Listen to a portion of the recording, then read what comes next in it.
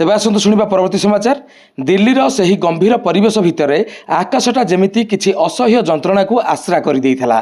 संसदर विराट कोठा भितर चलीथिला एक महासमर, जेउठी शब्दर तीर आउ अभियोगर झड़ पवन परी उड़ुथिला। राहुल गांधी निज आसनरू उठिले, तांको कंठरे थिला सही युवक मानक आत्मार आर्तनाद, जो माने किछि दिन पूर्वे जंतर मंतर रास्तार निजर भविष्यत पाई लड़ू लड़ू रक्ताक्त होइथिले। से सदन रे सही बर्बरतार कहानी कहबाकू चेष्टा कले, आउ सीधा सड़क आंगुठी देखाई कहले ए सबु पाई गृहमंत्री अमित शाह दायी। एति कहया मात्रे सदन रे जेमिति निया जळीगला। शासक दलरू जड़े सांसद छिड़ा होई पार्टी करी उठिले, आपण एमिति मिछ कथा सदन को कहि परिबे नै, विभ्रांत करि परिबे नै, बसंतु आपण बसंतु। राहुल मध्य पालट जवाब देले, मोर माइक बंद कर दियो, मोर कंठरोध कर, किंतु रास्तार थिबा सेही छात्र मानकर गुंजन को किपरि रोकिबो, सेमानकर आवाज केबे भी बंद हेबो नै। हंगामा एते बढ़ी गला जे स्पीकर बाध्य होई सदन को स्थगित करदेले।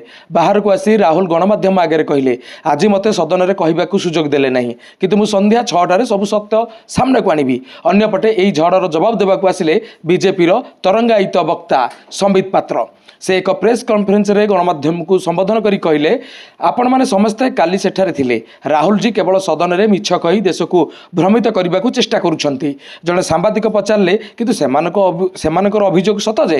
संबित पात्र हाथ हलाई कहले, अरे भाई आपण माने जानिथिबे एथिरे विपक्ष की काम करुछि, केवल हंगामा आउ हंगामा। गुरुत्वपूर्ण विधेयक उपरे चर्चा करने बदल रे केवल राजनीति कले। आम सरकार छात्र मानक सह कथा होई पेपर लीक विरुद्ध रे एक कड़ा कानून आनिछि, जहाँकि भविष्य रे कोटी कोटी पिलांक भविष्य बंचाइब। से पुणी कहले, आउ अमित शाह काफिलारे 30टी गाड़ी थिला बोली जो अभियोग राहुल जी कले, मु तांकु खोला चैलेंज देउछि, आसंतु आम संगे गणी देखिबे केतेटा गाड़ी थिला। राजनीतिर एही खरस्रोता नदी भितरे सत और मिछर एही लड़ई दिल्लीर आकाश को आज आहुरी घन अंधार रे घोटाई देइथिला।